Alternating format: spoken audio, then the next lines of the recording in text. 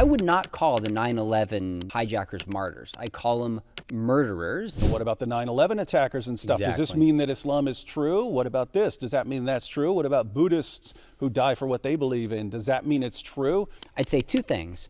There are martyrs in other faiths and belief systems. I would not call the 9/11 hijackers martyrs. I call them murderers because they are taking the life of other people rather than willingly laying down their life at the hand or sword of another. But nonetheless, they died for what they believed and were willing to give their lives for it. Buddhist monks light themselves on fire, kamikaze pilots for the cause. The question we have to ask is why? So the Maccabean martyrs refused to compromise the law.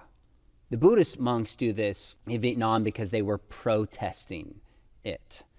The apostles were willing to suffer and die because they believed that Jesus had risen from the grave. Now, if somebody walks in here right now and asks the two of us, do you believe Jesus is the risen Savior and we die for the cause? All that proves is, well, Sean and David really believe this.